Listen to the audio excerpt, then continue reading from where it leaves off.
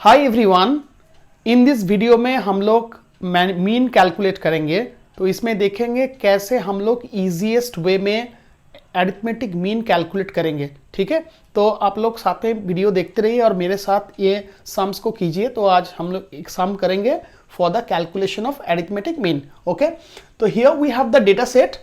Daily earnings एक side पे है and this time we have got interval data 50 to 53, 53 to 56 and number of persons और ये frequency दिया हुआ है।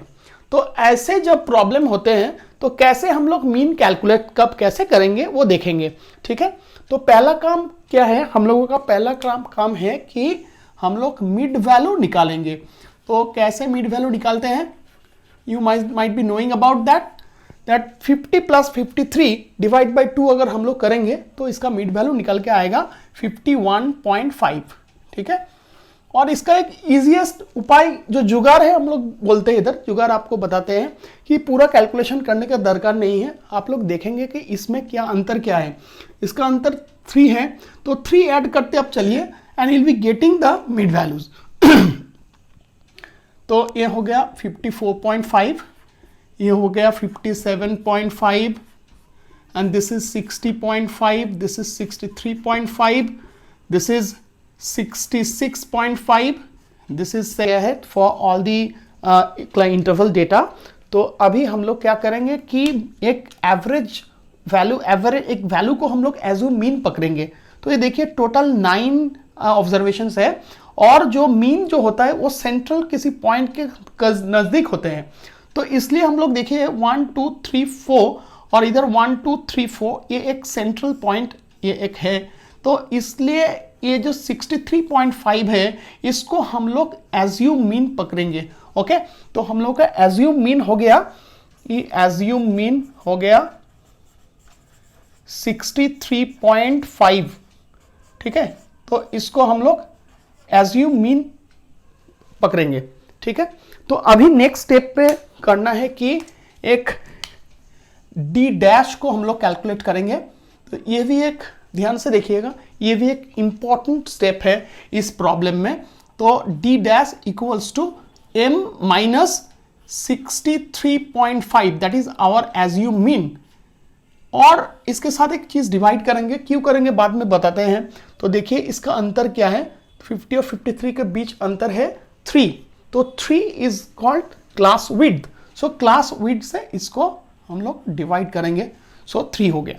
तो अभी इसके हिसाब से सारा वैल्यूज हम लोग निकालेंगे। ठीक है, तो ये 51.5 अगर इधर डालते हैं m के जगह पे तो हो जाता है कि -12/3 and it would give us -4। Next अगर करेंगे तो हो गया -3। तो एक बार अगर आप कर लिए तो कैलकुलेशन करने का दरकार नहीं है, इधर भी एक हैक को आप यूज कीजिए। ठीक है, तो एक अंतर करते करते आप चला जाइए। ठीक है, -1 देन उसके बाद लाइक ये -3 देन -2 -1 0 1 2 3 और 4।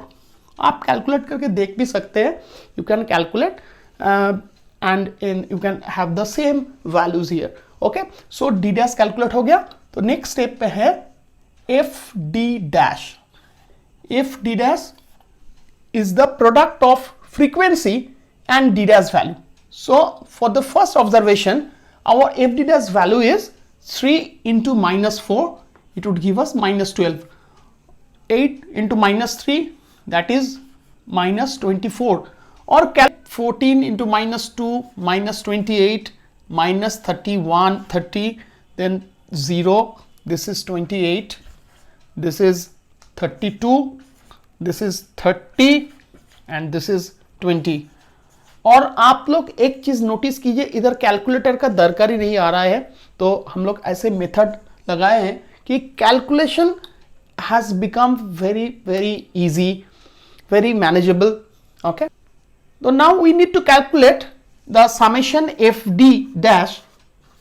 ये एक कैलकुलेट करेंगे इधर, और एक समेशन चाहिए, ये समेशन एफ। तो समेशन क्या है, ये सिर्फ नोटेशन है, don't get bogged down by this notation. Okay, ये एडिशन है, सम। ओके, तो इसको अगर हम लोग करेंगे तो आ जाएगा 150 और इसका जो वैल्यूज आएगा आप अगर करेंगे कैलकुलेटर के हिसाब से, कैलकुलेटर का यूज करके, तो 16 ये आ जाएगा 16। Now friends will introduce the mean formula.